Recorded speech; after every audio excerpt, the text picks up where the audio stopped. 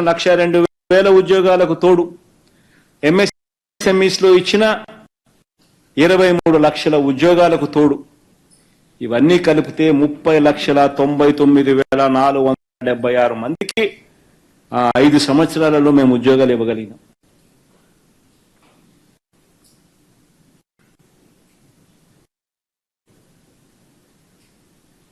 ఆ ఎంఎస్ఎంఈది 3,94,000 గ్రౌండ్ అయింది. సైట్ చూపించు.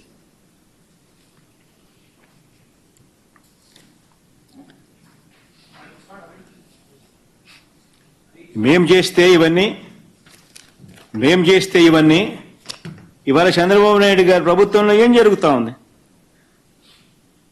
చంద్రబాబు నాయుడు ప్రభుత్వంలో ఏం జరుగుతూ ఉంది? 2,60,000 మంది వాలంటీర్లను రోడ్డు మీద పడేసినారు. ఉద్యోగాలు కట్. 15,000 మందిని ఏపీ బ్రేవరీస్ కార్పొరేషన్లో పనిచేస్తా ఉన్న వాళ్ళను ఉద్యోగాల నుంచి తీసేసినారు. 104, 108 ఎంప్లాయీస్ పనిచేస్తా ఉన్న ఉద్యోగస్తులకు 2 నెలల జీతం మొన్న ఇచ్చినారు. వాళ్ళు గొడవ చేస్తూ ఉంటే ఆయన ప్రభుత్వం వచ్చి దాదాపు 6 నెలలు అవుతాం. 2 నెలల జీతం మొన్న ఇచ్చినారు. ఆపరేటర్కి అయితే అది కూడా ఇవ్వాలి. ఆర్పీలకు ఇంకా ఆర్పీలకు జీతాలు ఇవ్వడం లేదని వాళ్ళ కంప్లైంట్. టాయిలెట్ మెయింటెనెన్స్ లో ఆయాలకు జీతాలు ఇవ్వడం లేదని వాళ్ళ కంప్లైంట్. ఇవన్నీ 6 నెలల్లోనే చంద్రబాబు నాయుడు గారి పరిపాలనలో చూస్తా ఉన్న విచిత్రాలు. అడుగుతా ఉన్నది ఒకటి, 3,000 రూపాయలు ఇస్తానన్నావు, 20 లక్షల మందికి ఇస్తానన్నావు, సూపర్ 6 అని చెప్పినావు, 7,200 కోట్ల రూపాయలు ఎక్కడ కేటాయింపు చేశామని అడుగుతా ఉన్నా.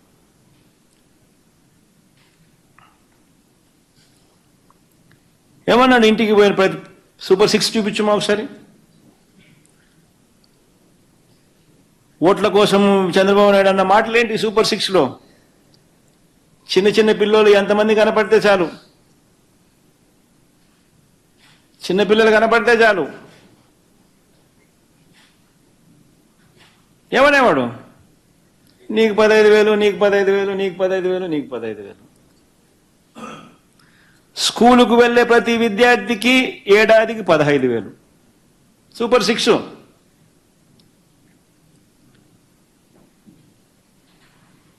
ఈరోజు గవర్నమెంట్ బడులలో గవర్నమెంట్ బడులు, ప్రైవేట్ స్కూళ్ళల్లో ఇవాళ స్కూలుకు వెళ్లే పిల్లలు ఎంతమందో తెలుసా? దాదాపుగా 84 లక్షల మంది పైచులకు. ఇంటూ 15,000 అంటే దాదాపుగా 13,000 కోట్లు. ఎక్కడ కేటాయించారని అడుగుతా ఉన్నా.